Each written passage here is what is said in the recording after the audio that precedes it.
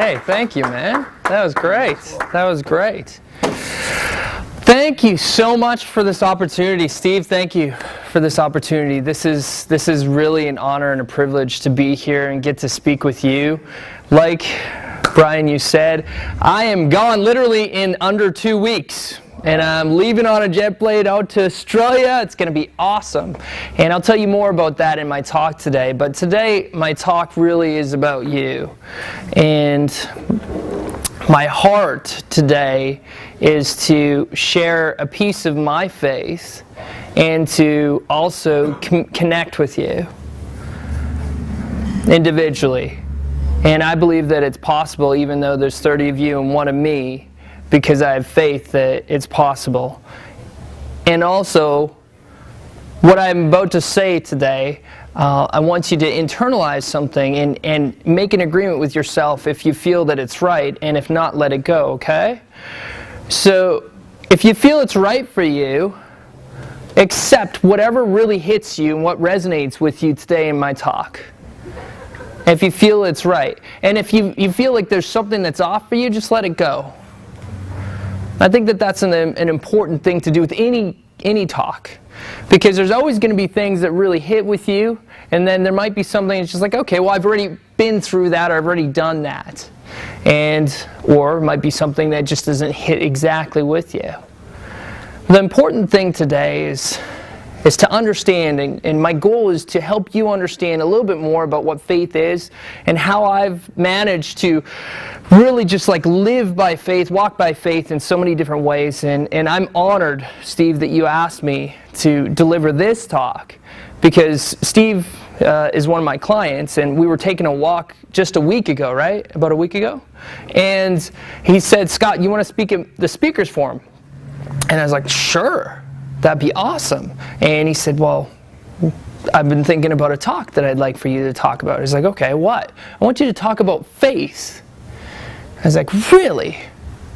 Okay. I haven't given a whole testimony or a whole talk on faith, and I'm honored that you decided that this would be the talk for today. And it's also something that will hit everybody at different points and different levels. The first thing that we all need to acknowledge is that you're amazing.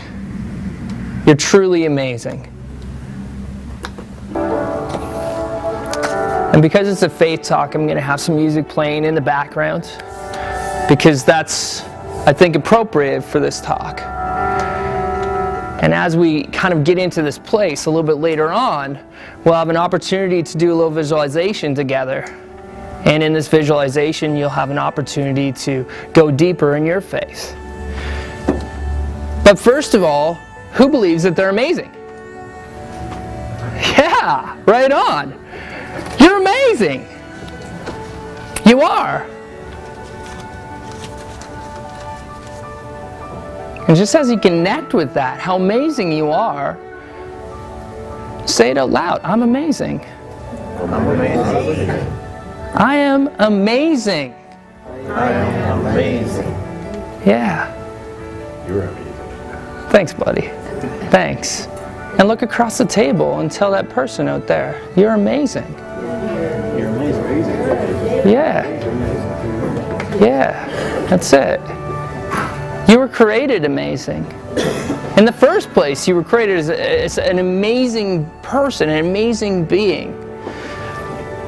My wife is pregnant right now, and she's really showing. It's like this last month, from month 4 to month 5, was like, phew, like this. And as I can, start to feel the baby move, I'm just speaking that over this tiny little child. We saw the ultrasound, the second ultrasound of this little baby, and it's got this like cute little forehead. Nicole thinks that it looks like her side this time. And as we're talking over this child, I'm telling this little tiny baby, you were created amazing. And he or she is, in the very first place, absolutely amazing. And same with you. At the very, very, very beginning, you were amazing. You were created that way. And Steve, you've heard probably about 10 of my talks, and I often start off in my talks with that statement, is that I'm amazing. And why do I do that? Because so often I've found that that's the one thing people are taking away. I just did a managers conference for a bank here in Saskatoon, and managers from all the districts came out, and in the thank you letter that I got from the district manager, the one thing that she wrote that really picked on, apparently it's gone wildfire in their bank, was that everybody's saying that I'm amazing, you're amazing, and that's picked on. She says it's really caught on. It's like, okay, well I said other good stuff there. It's like, what about like my lion piece? What about, all of the intelligent stuff that I said? Or what about the slides that I showed them that, really proved good stuff? But that's what caught on. But in the end, there's a point where you have to really just embrace that.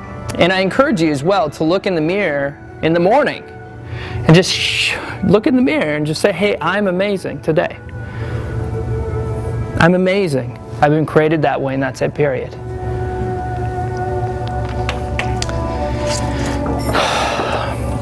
This is a big topic, faith, right? Who am I to speak about faith to you? I'm just a man. I'm just like an ordinary guy. But I'm privileged to be able to speak on it. And part of the reason why Steve and I decided this would be a relative topic is because of the question, where does faith belong? And where does faith belong in business? Where does it belong in life? Where does it belong, period?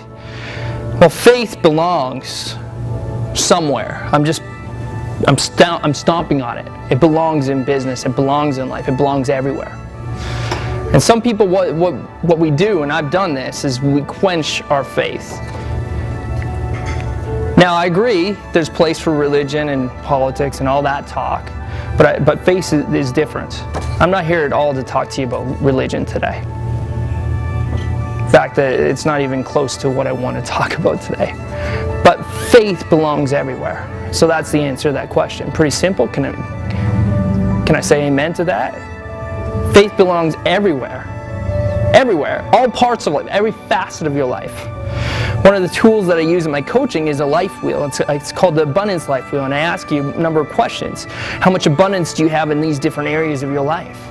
And as you look at the different areas of abundance, you look at them, it's like, okay, in lifestyle, and God and spirituality, and my relationships and my family, and all the different areas of my life. Where does faith belong, though, in those areas? Well, everywhere. And sometimes we absolutely need it. And if we don't have faith, then something happens. And who has felt that something that's happened as a result of not having faith? Say, I sure have. There's no question. I want to tell you a little bit about business and where faith belongs. For a long time in my business job at Computer Trends, I used to work at a computer store. I was a man of faith, but I never really let it show. And then one day things kind of changed for me, and I was like, this is part of what works through me, who I am. And what I discovered is that my relationships deepened with the people that I worked with. Interesting observation. I'm in sales. And oftentimes we'd go out to the back and I'd bring their computer out to the vehicle for them. And outside of the computer store, I would continue a conversation that was started inside the store about how somebody had cancer. And we'd talk and we'd go deeper outside the computer store. And he would open up. Maybe in a way that he hadn't opened up in a long time. Because in the computer store, he tipped me off. Tipped me off by saying, this might be the last computer I'll ever buy. So I don't know if I need the 3-year warranty. And he joked about it. So that prompted my conversation with him. So I just went on faith. It's like, this guy needs to go deeper or say something. And I just was real and by myself and ended up praying with him. And he just found really like a sense of relief. I don't know what happened after that. I do know that I invited him to my wedding party that was back in Saskatoon because I remembered his name and just liked him. And his wife said that he had passed away. I would talk to my clients as if it mattered that they bought computers. And what is a computer? What is a TV, really? Like after a while, like I had to like grapple the fact that, I like technology, but really, what was a computer? It's like it wasn't much, because you could buy a computer anywhere, online, of course. You could buy it at 10 different stores. No, but I had great sales. But part of that was because I connected with people and I brought my faith into it. And the way that I brought it in wasn't like, hey, I'm going to talk to you at a certain point, about like religion or something like that. I never brought up religion. How about where I am now? I struggled with abundance coaching. That's what I do. I'm an abundance coach. That's my company, Abundance Coaching. I struggled with it for a long time. It's like, where does faith belong in coaching? Where? In my industry, who knows a lot about the coaching industry? Yeah? Okay. In my industry, there's a lot of talk about personal power. Who knows that? Personal power is great. I believe in personal power. There is a point in your life where you need to be like Rocky. If you get punched and you get knocked down to the ground, you need to get yourself back up and keep on going. Because it doesn't matter how hard life hits you, it matters that you keep on getting back up and you keep on moving forward, right? That's personal power. You need to have the personal power to go and move forward and have determination and have the attitude, have that winning spirit in order to get back up and keep on going. But there's a point where personal power can only take you so far. You hit this wall and you're like, okay, I'm ready, I'm going. I talked to a friend today about this personal power thing, and he's like, yeah. It's like, you can only hear that Colonel Sanders failed 100 times before he finally started his franchise. There's only so much that you can do with that, right? Personal power is really good. It's important, right? You need to have that determination, but there's a point where you can't do it on your own. There's something bigger than you. And if this is an uncomfortable part, that's good. Because all of us have to wrestle with the idea that there's something more out there. There's something bigger out there. There's a bigger cause. There's a bigger reason. But there's also a bigger why for you. There's a bigger reason for your life. But here's the hard part, right? The hard part is that there's hard times out there. And you know that there's hard times, okay? And what happens when you get knocked down like Rocky? What happens? Do you sit on the ground? Do you sit knocked down? It's like, that guy's too big for me? Or do you get back up and put your guard back up and get back up and keep on boxing? Right? Because that's what life is like. Right, Manus? You got to get in that boxing ring, and then sometimes you've got to know, it's like, okay, I got to ease off a little bit, and sometimes you've got to jab, and sometimes you've got to get yourself out of the corner, whatever it takes to get out of the corner, right? But sometimes you just have to have faith that you're going to get through it, right? So who knows that there's hard times? Who has a hard time that's going on in their life right now? Yeah. It's like, yeah, kind of, a little bit. Okay, 90% of the room put their hand way up, and I had about, the other half. Who was lying? Yeah? Yeah? Okay, that's okay. Thanks for acknowledging that. Cool. That means I get to pick on you later. Is that okay? All right, awesome. Perfect. So the point is that there's hard times for us, right? Okay? Who's sick and tired of getting punched in the face and getting knocked down? Yeah? Okay. All right. Personal power says just get back up, keep on moving forward, and everything's going to be okay as long as you keep on moving forward, because that's how winning's done. Right? That's powerful. That's important. But there's a point when you need to have faith. Just like this song is saying here, give me the answer, give me the way out. Give me the faith to believe in these hard times. This is like a cry out. Sometimes it's okay to have this cry out, Give me the answer already. Give me the way out, man. Give me faith. I got to get out of this hard crap. I'm sick of being here. And sometimes that's where the power comes. I'll tell you what, I've been in those hard crap places. And some of the people that know some of my stories know that. And here's the point. In this story here, it says I was in a place when I had an opportunity to go off and go to Europe. But I wasn't going through a great time in my life. I was single and I was wanting to be married.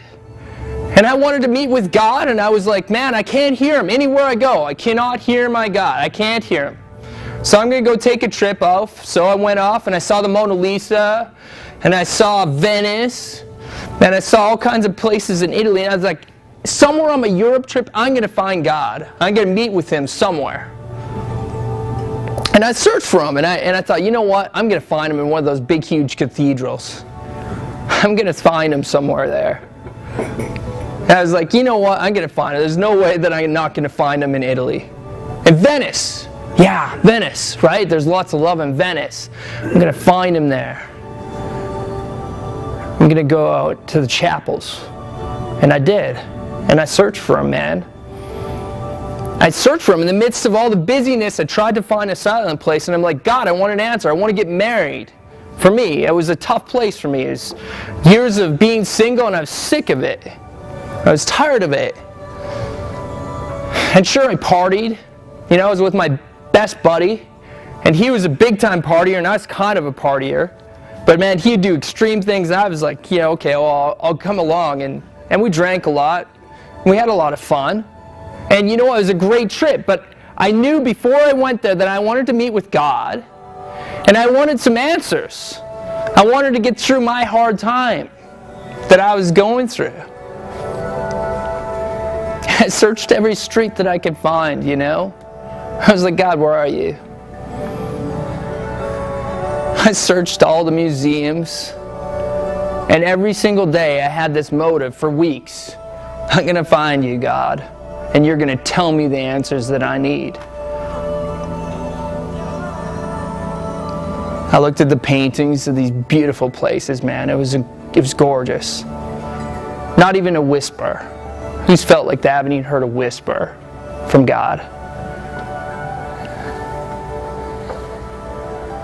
But finally, in Florence, Venice, and all these places, I had an opportunity to go to a new place.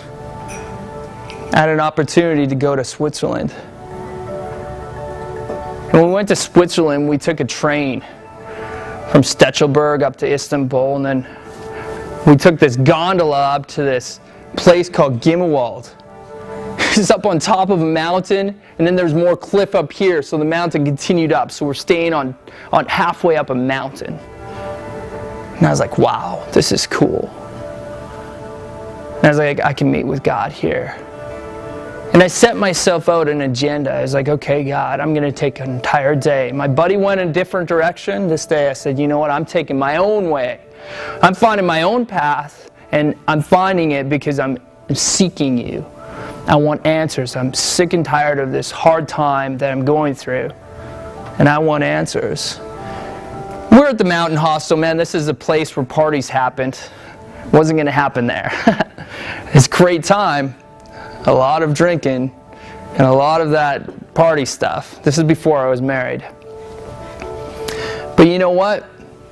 When I decided that I was going to take that walk up, I went and I searched for Him in the mountains. And I remember just looking out and looking out at the scenery, looking out at the glory, just looking out at the beauty of God. I was looking out at the trees and the majestic cliffs, the Jungfrau Mountains behind me, the second tallest cliff in all of Europe. And as I walked up, I found this waterfall. And I said, you know, this is it. And I just knew in my spirit that He wanted me to go walk and go underneath that waterfall. And He's going to meet with me there. So I walked and I found my way behind that waterfall. And as I walked and I found my way behind that waterfall, I can't hardly even explain it. But He came upon me. And He came through me. And I had some paper and I started journaling. And I started thanking God for certain people in my life, people that had made a massive difference, and thanking Him just for those people and writing just like pages and pages for these people. And as I went through this process, and as I went through and I did this, so many other things came through me, and so many other things happened for me as I sought out who this God was and who my God was. And as I sought Him out with my faith, something opened up for me. And who's felt like something's opened up for them at a certain point, just something's happened, with your faith? Yeah. I felt like that day. And it was awesome. But I believe that why it happened for me that way is because I was just on a mission to search for Him. I was sick and tired of being sick and tired of whatever I was going through. And although I was having fun and I was living the parties and I was filling my life up with these other things that were just stuff, there was always an emptiness. And for me, my faith came like this. It came like, hey, the only thing that you really want to fill up is that God-sized hole in your life, Scott. And that can only be filled by me. All the partying and all the drinking and all the other stuff that you're doing on this trip, that's not going to fill it all up.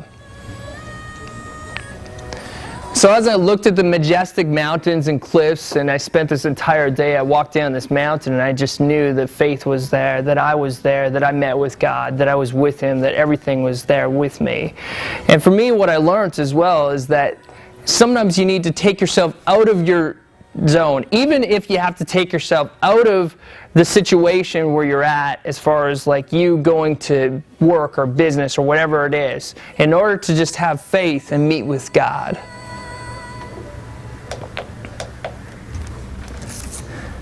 The next day I went skydiving. Jumped from 10,000 feet up in the air, and I was totally free. A whole minute up free falling in the sky. And it was absolutely incredible. Absolutely incredible. One of the qualities that I've discovered in the last little while, and we just talked about this, Gary, is the quality that I believe is missing.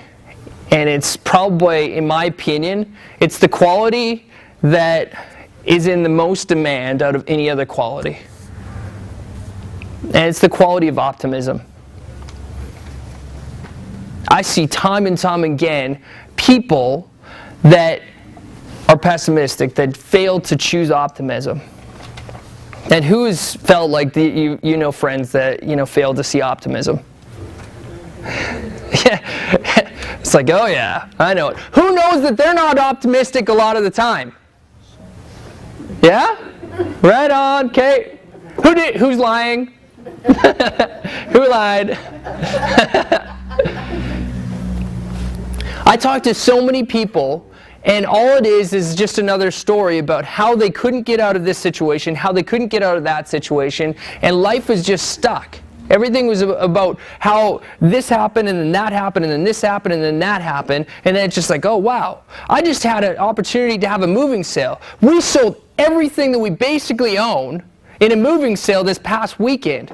And it was so liberating. It was freeing to be able to just like live. Our house is totally vacant right now.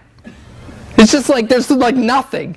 The couch that you sat on was being moved out the minute that I left our house. Gary was just at my place. And it's just like, wow, it's just like it's empty. And in this garage sale, we gave great deals to people. $5 for a 4-man tent. And some people are just like, hey man, you want this little iPod player? Cool, $10. $5 for this, $1 for this, and then people would still barter with you, right? It's like, I've got this whole big pile of stuff here. I've got a hammer, a screwdriver, a wall clock, and I want the fern in the house yet. It's like, with all this other art supply and everything else for $25. And you're like, oh, I won $140 for it. And they're like, no, $25's good. It's like, okay, well, we want to keep the plant. No, we want the plant. And you learn things about people. You learn things about yourself. And we had so many different opportunities. About 200 people came through our house. And here's what I noted with people, with regards to optimism. One person came to our house, and all she wanted to do was tell me her stories about how she had this car wreck, and this prevented her from living her dream. And then the next year, her mom died. And then the next year, she really just couldn't afford something. And then she, at one time, traveled all the way to Sydney to do this talk. And she was like, wow, cool. She's like, oh, but I really can't see myself doing it because this, and this. And it's just like, and it was story after story. And she's just buying a $30 table. You're getting like some pretty cheap coaching here. And it was like a 30-minute conversation. 3 times because she had to come back. The point is that there's that story, and then there's these people that are just so gracious. This young man came to our place, just saw the sign, and brought his 2 sisters. First of all, that is cool.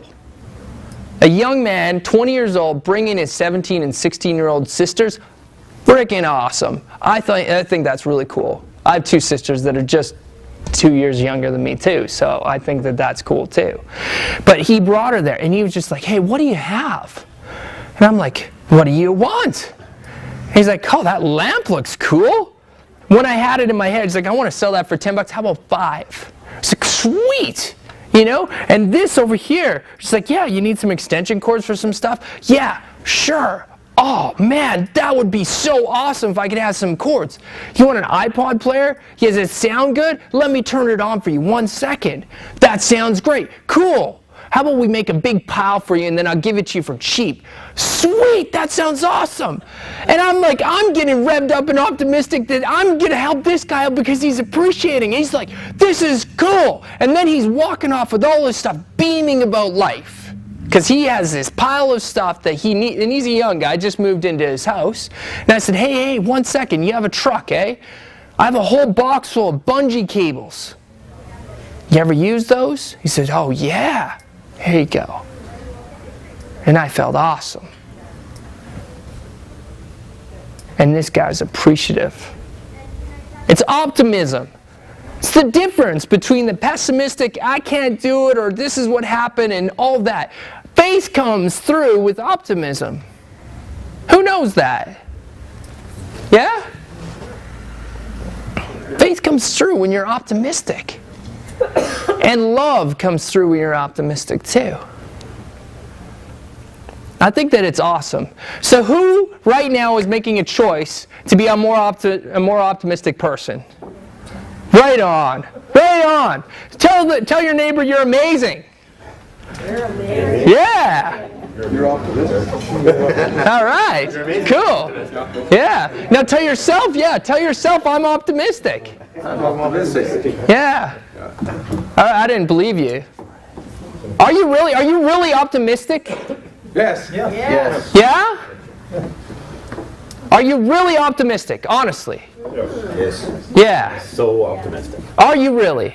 Yeah. No. No. Are you really optimistic? Yeah. Yes. Yes? Okay. Optimism looks like this.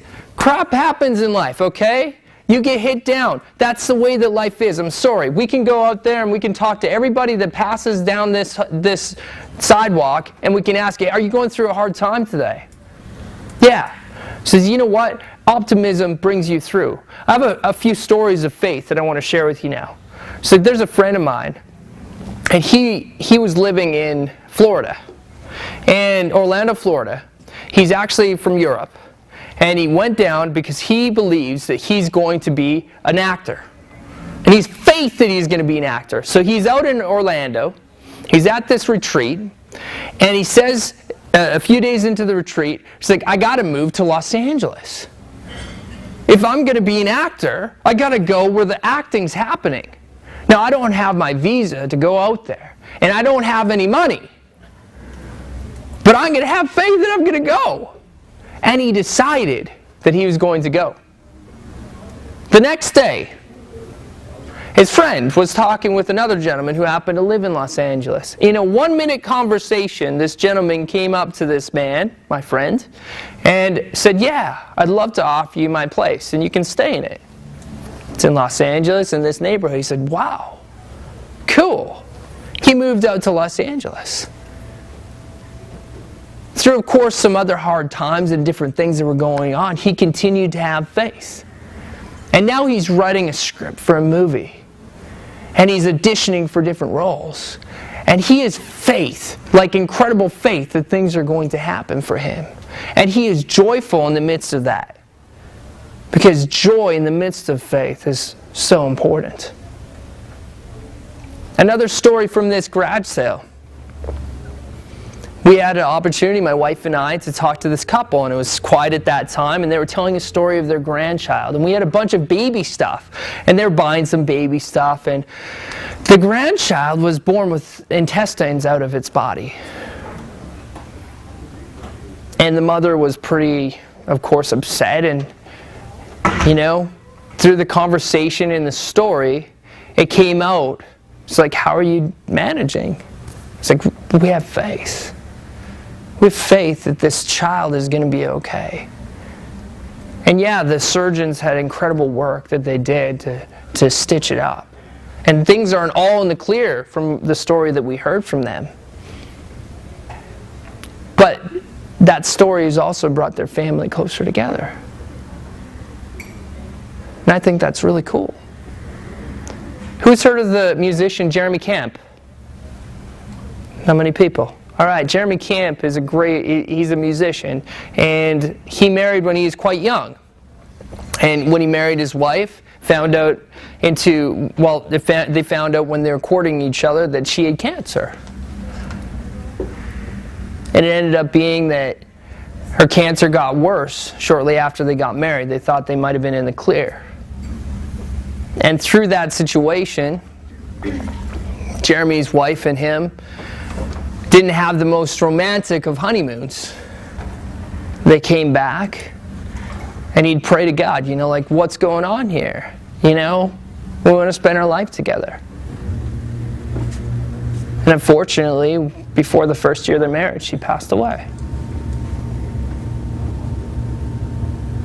The next album that he wrote was called Walk by Faith. And one of his songs on that album was just that. And I heard his testimony as he shared it, very sorrowfully, but also somehow with faith that he found. And the lyric goes, I will walk by faith even if I can't see it. Now, how does a man walk by faith in spite of that circumstance? Well, I believe that you have two choices. You can get bitter and angry, or you can believe that there's something you can't see. So often in our lives, there's more that we can't see.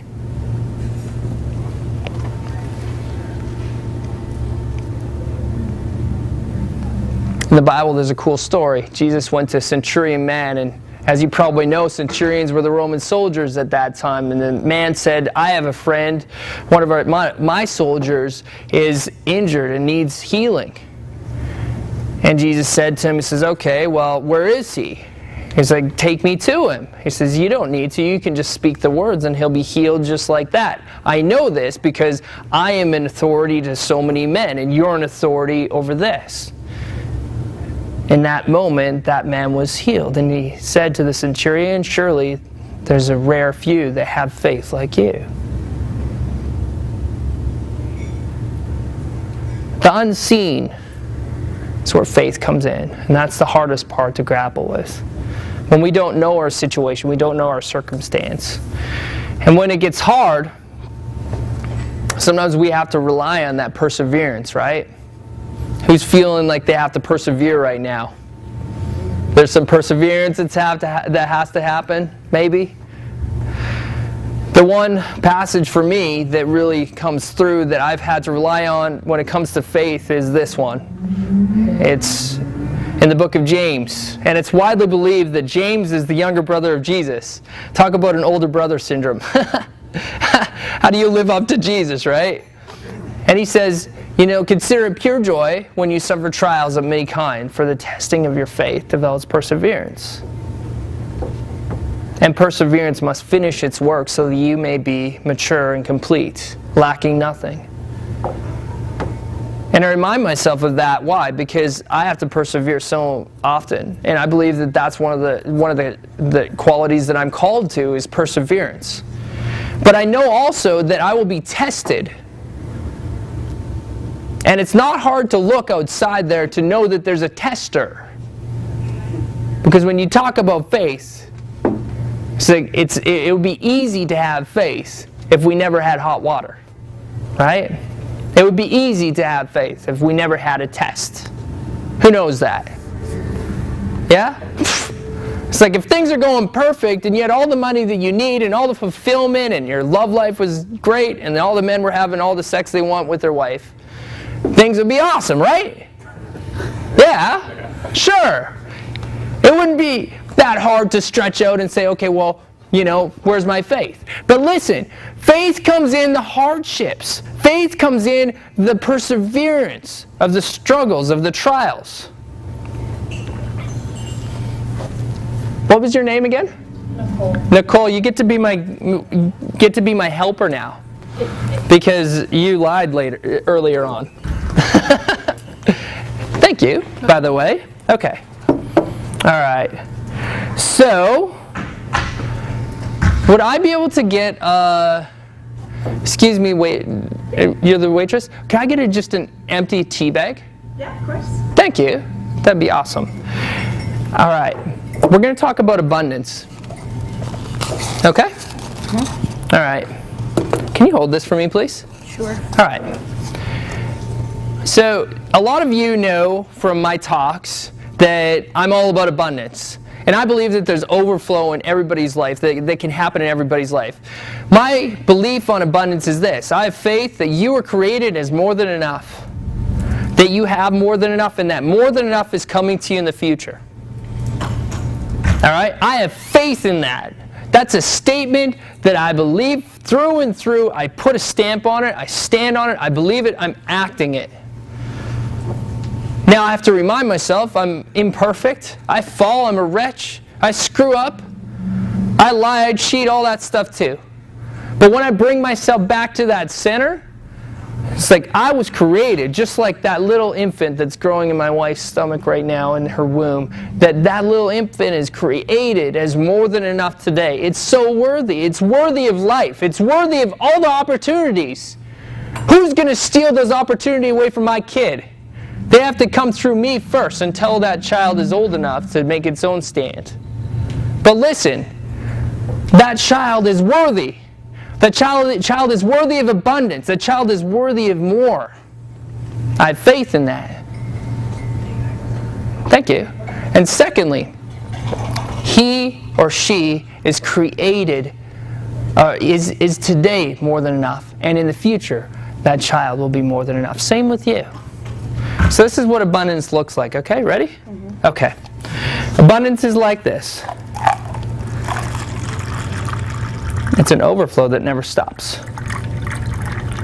What happens when it hits the top? Surface tension. Is that abundance? No, it's going to keep on going forever.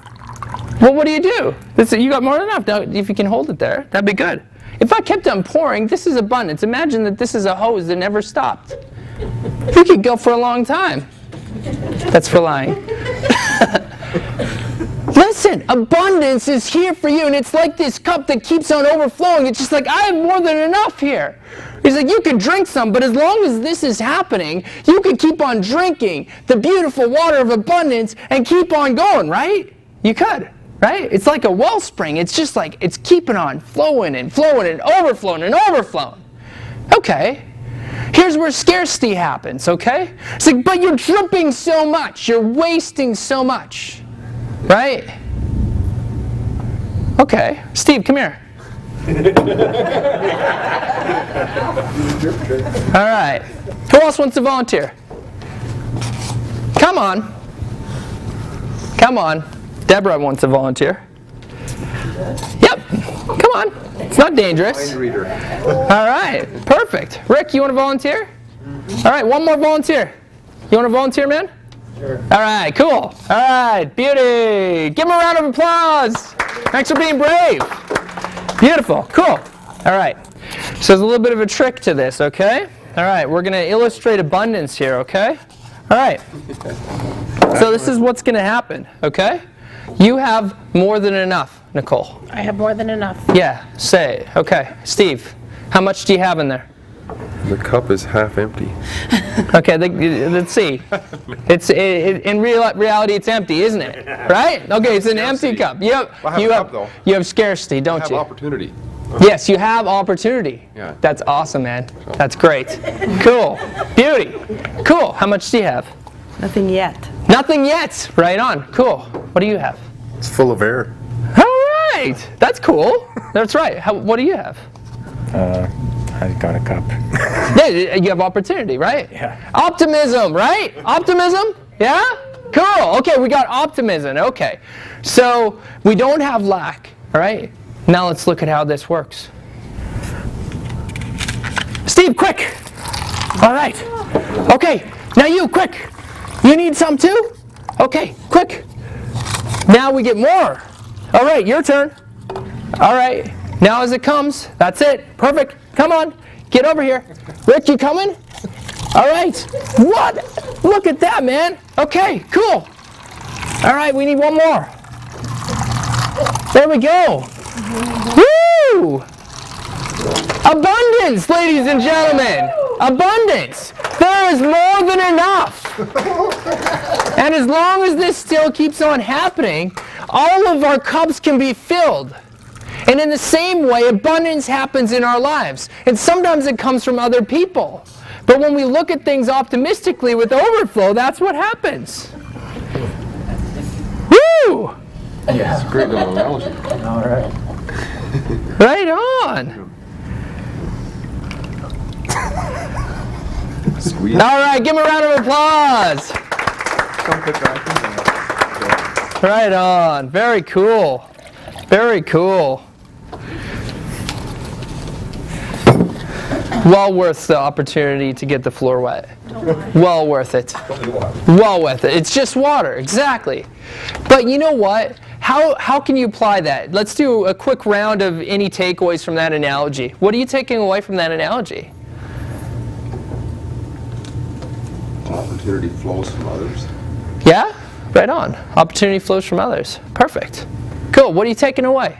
I was thinking that, with the scarcity idea and whatnot, kind of like how if you have skills or talents that you can share and give out to other people, you shouldn't worry like, oh, but then I won't have time for my own stuff. But that you'll just have to trust and have faith that, you know, stuff will come to you as much as you give out to everyone else. Right on. Awesome. That's a great takeaway. What else? What else were you taking away here? At one point, all the cups were almost full. At one point, all the cups were almost full. That is awesome. Cool. Very cool. Overflow happens. Hey, and listen, when you live on the principle of abundance, and when things are more than enough in your life, and financially, or whatever area of your life, love and relationship-wise, or health and well-being, things are great, since you need to give away. You need to have faith that when you give, that more can come to you. That's the principle, okay? So many people, they let that water just keep on dripping out and keep on just going and hitting the floor. So once it hits the dirt, what's it good for? Washing the carpet. That's it. But listen, we all need water. And water is a great symbol, right? Because water brings us sustenance. It brings us life. But we all need abundance. We all need that overflow. And have faith that more than enough is coming to you. Have faith that you were created as more than enough. Have faith that you're going to have more than enough in the future. And just like what we said earlier, the scarcity, that's the poison, right? Scarcity is the poison. It's the lack. Sometimes we just believe that, oh, well, you know, that's the way that it is. That's all I've ever experienced, so that's the way that it is. I'll never have more than that. That's just life. Right? It's like, but have that attitude. And faith will take you there. Faith will take you there. So that is why, right now, I have conviction for you. And I believe in you. That you can have that for yourself. So you can have that abundance for yourself. The analogy for the tea bag is simple. You have 2 cups, right? And if you looked at the tea bag like this, with cold water, actually I'll take this. Cold water in one, and hot water in the other. Oops. More abundance. Yeah, that's right. That's right, there's more abundance, that's right. Check this out, okay? I'm going to put the tea bag in here, just for 5 seconds. Who wants to drink that tea? Put that back in the horse. Who wants to drink that tea? It's not going to taste very good, is it?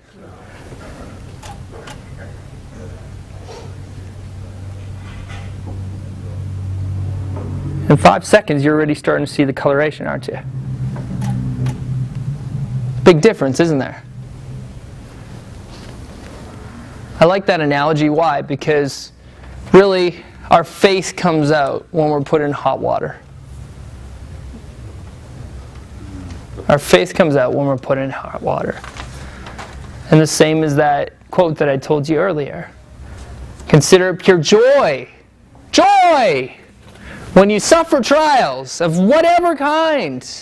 Because you will know that the testing of your faith will develop the perseverance that you need to keep on going. Not the personal power that you need to keep on going, the perseverance that you need to keep on going. So that you may be mature and complete, lacking nothing. Who would feel awesome if they were mature and complete, lacking nothing? Yeah, that would be great. Cool. Then you need to make a shift. Who gets that? The shift. There's a shift here, right? Right? Am I talking about a shift? Yeah. So part of that, this is the difficult part, right? If you accept and receive the shift that can happen, right? With this tea bag over here and say, okay, I can have faith over here. Like we said earlier, it's easy to have faith when it's all easy. When you shift, you can have a beautiful cup of tea.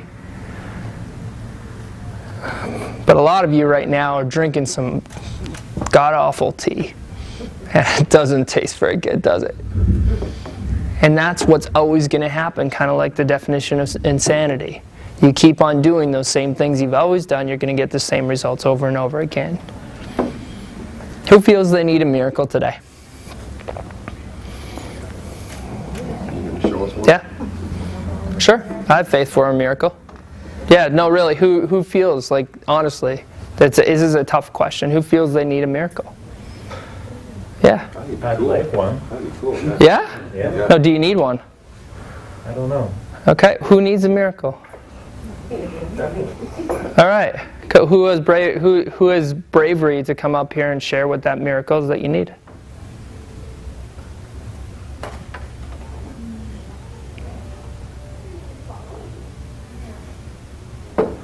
It could be something small too.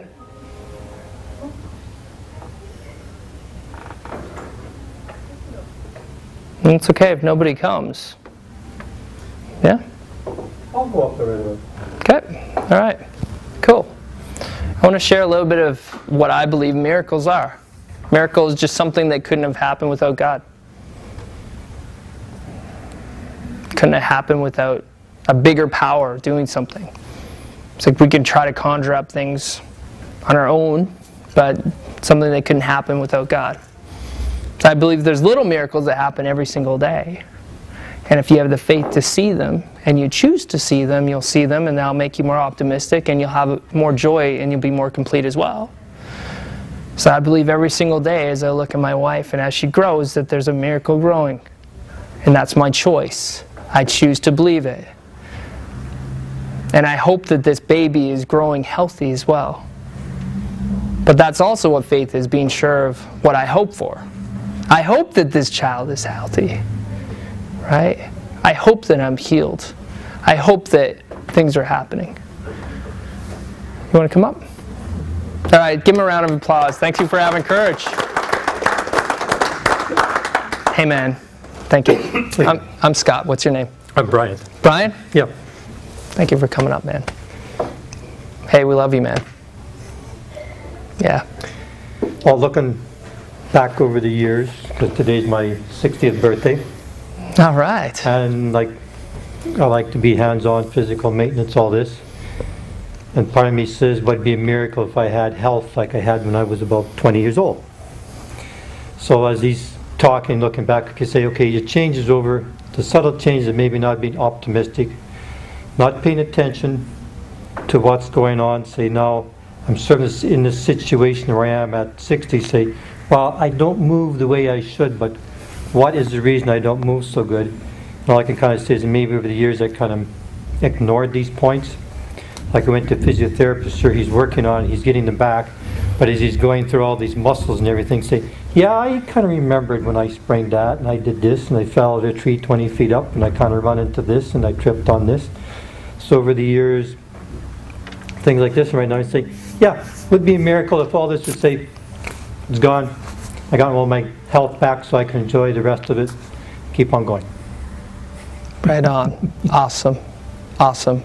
So I think I'm getting there. Like, I've been using some techniques to like wake up in the morning I kind of use like a different one. I'm working on it so far, like, so you got to have faith to do it. It doesn't seem like it's working, but maybe in a way it is working, because it's the infinite mind, prime creator, source of all that is. If I go to bed at night time, I might say, okay, I want all these health problems to go away. I don't want these aches and pains. I don't want this limp, and I don't want this. I want my flexibility back. But maybe that's in a way of just kind of letting it go. Well, here's a physiotherapist saying, hey, I can do some stuff for you, but you got to turn it over to God or Source so you can get better. But you didn't have these ideas or thoughts that just occurred overnight. It was kind of a pattern that you had through your lifetime. So now I kind of got to go back and look at it and say, okay, can I change part of this right now so that I don't have that problem? Say, okay, if that exists in health, then what other areas in my life that it's working on too, that I've got problems like that? Say, hey, I'm sort of against a wall here. No, I don't want that wall. I just want to keep going. But I want to enjoy it. I want to be optimistic. Like Scott says, yeah, you got to have the faith in there. To me, if you don't have the faith in there, sometimes you say, then what really is life about if you don't have the joy, the abundance? Sure, it doesn't look that way lots of times of what's going on, but there's still things in there that God has a sense of humor about. Even what I'm going through, He does have a sense of humor. All right. Awesome. Cool. Oh, yeah, stay up here for a second. Okay. So what would you say if you were to be succinct? It says Brian, right? Yep. Brian, if you were to be succinct and say, okay, my miracle request is this, what would you say it would be? Good health with the wisdom and understanding to keep on going and help myself. If I know I can help myself and prove it to myself, I can help others too in various ways. All right, cool. Would you mind if I pray for you? Go right ahead. All right, cool. All right, so I'm going to pray, and you guys can take what your miracle is that you want and receive it for yourself as I do this, okay? I believe that prayer is a vital part of faith, and it brings out, in order to pray, I think that you need to have love for people and humility, and you need to surrender as well. Surrender to the fact that it's not up to you. It's up to something bigger. It's up to God, okay? So right now, just think for yourself, what miracle do you want? All right, and I'm going to just pray with you, Brian, and also with you, okay? All right. God, you're an amazing God, and we just thank you for Brian. We thank you for everybody that's chosen to be here today to talk about faith. And we just thank you, God, for the miracle that you want to just pour out right now on people. We thank you, God, for the unseen that you are. And we thank you also that you are working in ways that we cannot fathom. We thank you that you're working in ways that we cannot see. And we also thank you, God, for the intricate ways that you are relinquishing your power upon us. We thank you, God, for your hand of miracles. And we trust, Lord, that you can bring miracles to each of us. And we just have faith, and we choose to have faith because you are bigger than us. So we know that there's a God-sized spot inside of our heart that we can only fill with you, and we've tried to fill with other things, and stuff just won't do anymore. It's like we want abundance. We want that life that you promised us, that full life. And we're reminding you of that full life, and we're sick of the hard times. So God, in whatever way, there's a miracle that's waiting for each of you. In whatever way, there's a miracle that's coming to you and coming through you into these people, Lord. So my words are just the vessel for whatever you want to speak over people. If there's something you want to speak, God, we give you permission to speak over them. And if there's something that you want to speak over Brian, Lord, we give you permission to speak it over Brian. And God, we ask that in your name, Jesus, that you would also just heal Brian from the brokenness and from all of the ailments that are going on in his body, that he would be able to have that vibrant health and that strength in his body that he once had. That you would be able to help him through this and help him have optimism and faith to know that you're working and walking through in his life, God. And even right now in this moment, we have faith that you will heal him even in this moment. And that you will bring him balance, that you would bring him that love, and you bring him that healing in his back and in his bones. That you would just bring him to that health that you desire for him to have. And we remind you also that you don't desire us to be broken. We remind you also that the enemy is out there to steal, kill, and destroy. And one of the things he steals, kills, and destroys is our health, our attitudes. He steals and he wants to steal our ability to believe that we can do more or we can have more. And we just surrender to you and know that you can bring us abundance, and only through you, Jesus, you bring us abundance and healing, and that miracles happen. We just thank you in your name. Amen. Amen. How do you feel? So far about the same. Yeah. Might take a little bit to get through this. Yeah. Awesome, man. Thank you. Thank you. Thank you so much. Give him a Thanks. round of applause.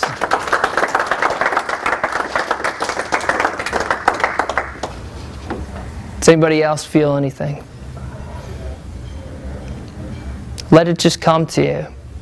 Have faith that God wants things to happen for you. Have optimism that there's more for you, that there's more faith for you. That faith belongs in everything, man. Faith belongs today in your life. And wherever you are at on your journey, because we're all on journeys, accept and receive whatever you need to accept and receive from this talk, and let the rest just sit. And I encourage you as you go about your days, and I go off to Sydney, that you continue your walk in faith. Because a walk without it is a walk of loneliness and scarcity. But a walk with it is a walk with overflow and possibility and optimism and abundance. So may you go today and walk by faith.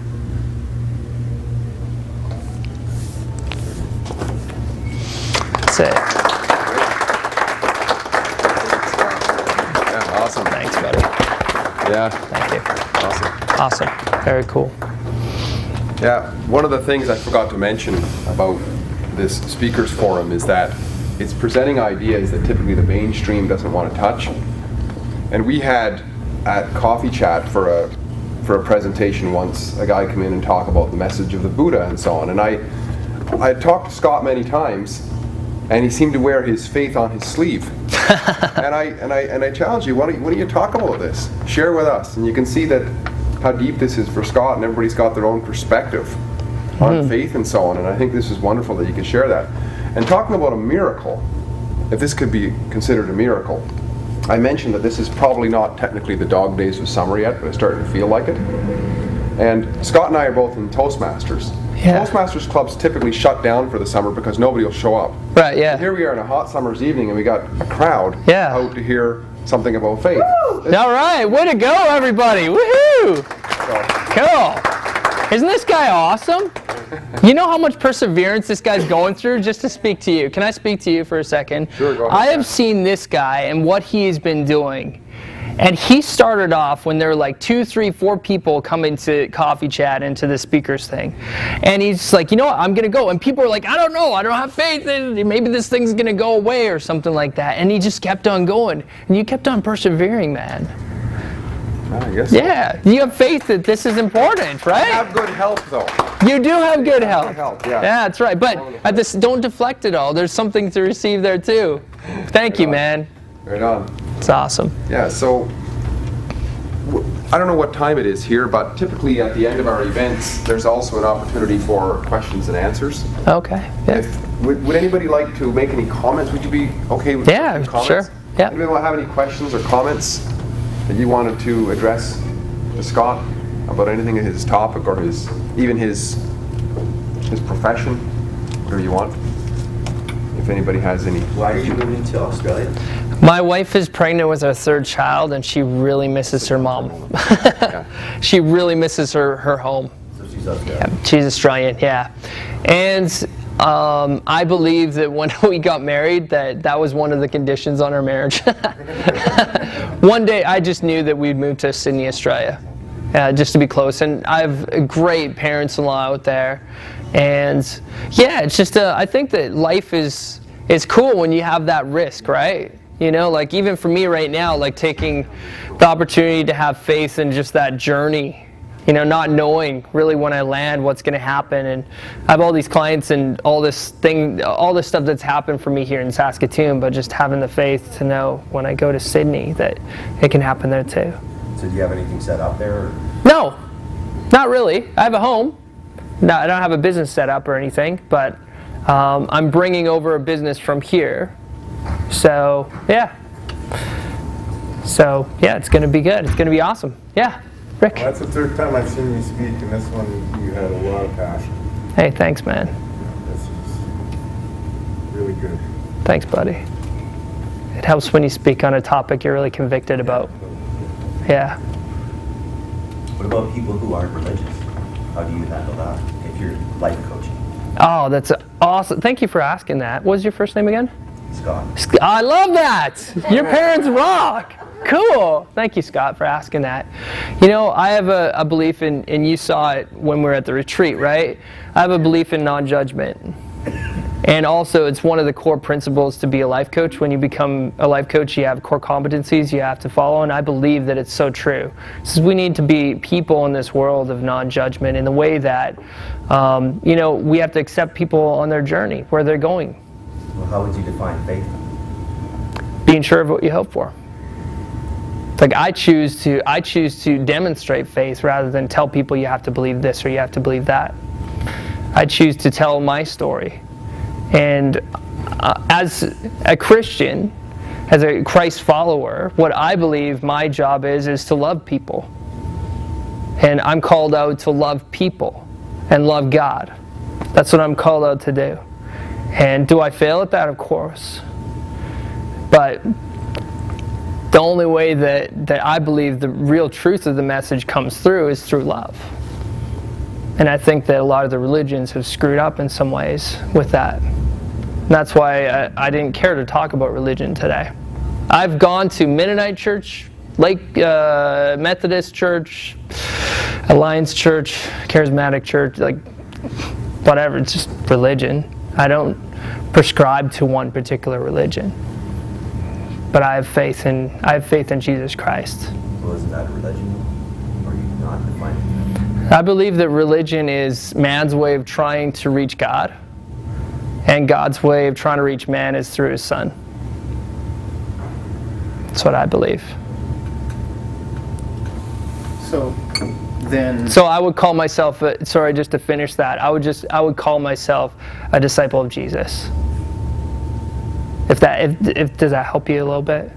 Just how I would define it if you're looking for definitions. Well, I don't know. it's good enough for now, but I don't necessarily agree with your definition. That's okay. Yeah. Yeah. So in what you said is the most important thing that men, or people, sorry, men and women and men, are searching for God through whatever tools, whatever, and for some of us, that may be the case that Jesus Christ was, whether he be God's son or the best example. Basically what I'm asking is, would you agree that the most important thing in your sharing your faith is that you believe in a higher power, and that whatever way you can best connect with that higher power, for you it may be Jesus Christ, for somebody else it could be their inner heart or whatever you want to give to it. Yeah. Is Christ somewhat of a tool or a helper or a guide rather than... Right. Like Christ is not God. He may be God's son, but the point is to connect with men. Yeah. I think what's important is that if you're congruent with what you believe, right? People appreciate when people have integrity with what they believe, right? That old saying, like, if you don't stand for something, you'll fall for anything, right? So I do stand for some things, and I do believe that Jesus Christ is God. But that's what I believe, right? And when I plant seeds, I don't come from the angle of you have to believe what I believe. You know, I love you exactly where you're at, and that's my goal, is to do that. So does that help you with that answer? Yeah, I was kind of bridging the gap. Yeah. I think so. Yeah, sure. Yeah, Nicole? I think if we dissect God, that we lose faith altogether. And so I can personally appreciate whatever it is that connects you to that part inside of you that helps you get to a place of faith. But faith is a much bigger word than God. It's certainly a bigger word than religion. And I think if we're coming here on the basis of faith, I think that we're trying to learn something that's ambiguous, right? That's in us all. Because faith comes within us. And whether you define it as God or church or nature or children or just love, I think as soon as we start to try to dissect that, we miss the point. Okay, how do you differentiate the term faith and gambling? And what? And gambling, like, what's the difference? Like if I put my higher power into gambling? Like if I put my faith into No, gambling? how do you see a difference between the term faith as in gambling in something? Like that I'm... Do you see it more? Do you see it as an essence or as an action? Well, this is what I believe. I believe that sometimes in life things get overwhelming and we get bogged down by things that are going on, and we get in a flurry of sort of chaos, and we get lost and we start to feel that there's no faith, or that we're lost, or that there's nothing to connect to. And I find that when I stand still, when I connect with myself, when I connect with nature, that those things start to settle, and I realize that the path that I thought I was off was right there beneath my feet the whole time, and that it's always been there, and that it will always be there. And so that's what I have faith in. I have faith that path is underneath my foot. I have no idea where it's going, but I do trust that so far the universe is taking care of me. Like I'm here. So it's still a gamble. It's not a gamble. It's not. It's. I don't think it's a gamble, but I think for you it is, because you're afraid to put yourself in something and maybe lose. Right? Well, I mean,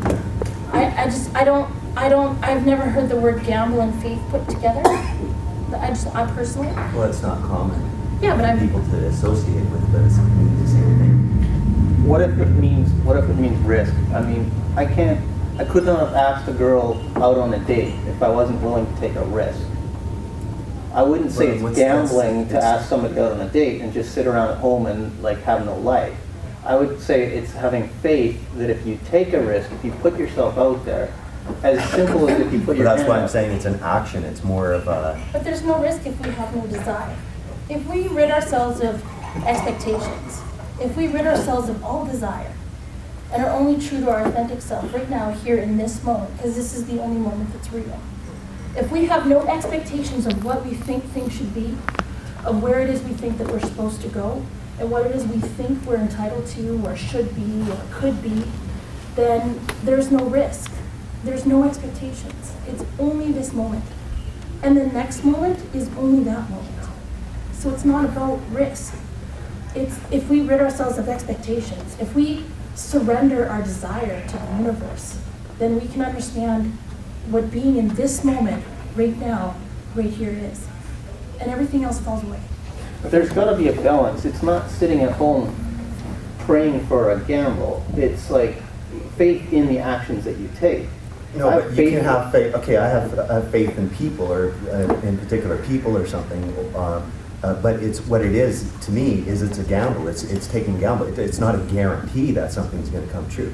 You asked if for a miracle. What if I came up and I said I want to win? I want to see a miracle. I want to be able to pull out of my pocket, my wallet, and see $10,000. Where is it? Yeah. I can tell you how to do that. August,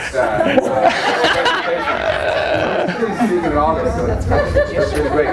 But you make a really good. May I make a quick comment? Yeah, of course. You make a really good point about the gamble thing, because really, if you think about it, faith, in one way, is like the highest form of what we can know.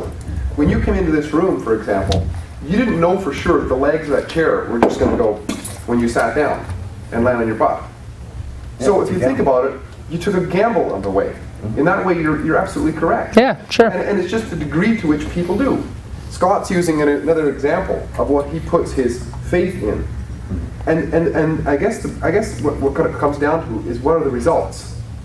If he gets results from that in his life, and he's peaceful, and he's more loving and so on, then it's actually working. You know what I mean, from that perspective? If you're able to sit on that chair by making a quick judgment, quick gamble, yeah, it's a good looking chair, doesn't have a couple busted legs, you sit down on faith that it's going to hold you up. Would we agree?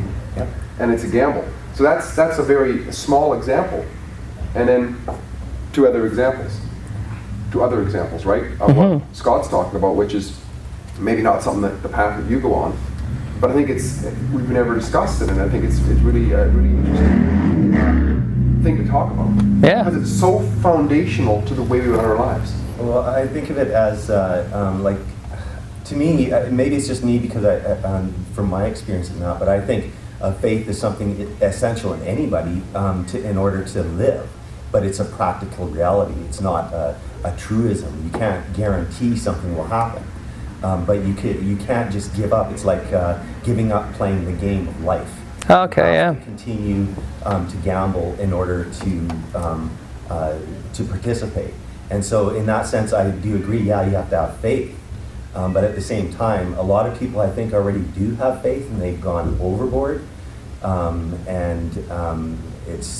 There's too much extremism in religion and beliefs. And when people set themselves up for a faith in something and it doesn't occur, it's a big failure. Actually, I'd love to comment on that if you don't mind. Sure. You know what, Scott, you bring up a really good point that's really true, right? And so oftentimes, you're right, like in different religious circles, I've seen and witnessed it in different people's lives, and I'm sure this happened for me too. Is, you just have, all you do is just like faith. It's like, I believe this is going to happen. All that stuff, right? And then it doesn't happen. Then it's just like, forget God, forget whatever, because it didn't happen. That sometimes happens, right? But faith without works, I believe, is dead. You still have to go out there. Like in my definition, like I think I've heard this said. Has anybody heard this saying? God can't drive a parked car.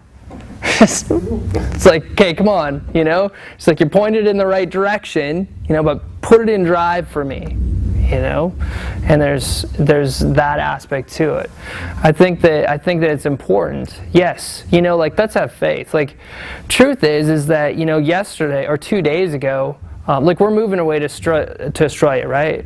Like I have faith that our vehicle, I had faith like 2 days ago that we're going to sell what we need to sell, get our taxes done, which isn't done yet. I have faith that we're going to sell our house and a lot of things. And I have faith that when we land there, that things are going to be able to work out and I'm going to have a business that's going to be successful. And if you guys want to follow me, you can go to abundancecoaching.com and I'll share with you my success as I go there because I'm acting on faith. I'm walking with faith. I can't see it. I never lived there. It's my wife's country. I visited it. I've been there all of 21 days. So I'm choosing to have faith, in that. And in that attitude, like I believe I was blessed just yesterday. After about 12 hours of posting my car, 8 of those hours were nighttime hours, I sold my truck. It's like I believe that there's something that was more than me that helped that happen. And I believe that where I was putting myself, that I attract that abundance too, and that God can come through that. The next step, faith in my house is going to sell. Wow, that's a little bit bigger one, right? I'm moving on the 27th, 29th. There's a faith step there. But I live myself. Every single day there's a new faith that you need to trust in. And that's the choice to have with optimism. Yeah. How do you balance that faith in terms of the house selling? Like the house might not sell by the exact date. Yeah. So you have faith that it'll sell by that date. Yeah. And yeah. then if that date passes, then you recreate faith that it'll sell very short. Well, that's a great question, because sometimes I hear from God and sometimes I don't hear. Like in this thing over in the little video there, like I was searching for Him, right? And it's like I wasn't hearing from. I heard from Him when I was down there, and I prayed for miracles in some people's lives that were needed and different things, right? And this, I'm looking for God and to help us, because that would be like an amazing step for me.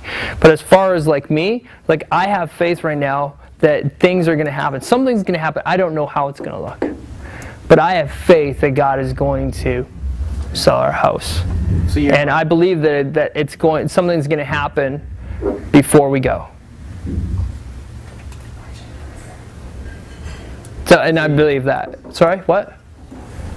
So you believe strongly that it will sell before you go? No, I just have this. The outcome. I have this faith that's like I know that there's like that optimism faith that I'm hearing from God. That's just like okay, things are coming. Yeah, exactly. And you know what? Sometimes we try to hear what we want to hear. I have friends that get caught in this, right?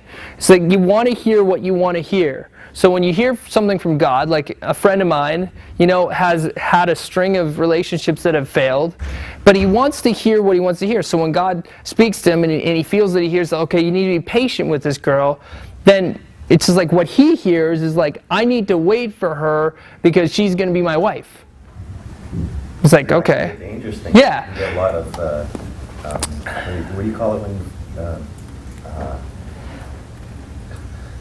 I can't think of the word. When somebody's being followed all the time. Yeah. Stalking. Yeah, sure. Yeah, but I'm not trying to pigeonhole him in a scenario, right? I'm trying to be non-disclosure and tell all the details of that story, right? But what I know for my friend is that sometimes you like you want what you want. Your whole your body, your spirit, your will wants what it wants, right? And it might not be in alignment with God. And He might be telling you something, but you need to listen, to what the message is. What does patience mean in that case?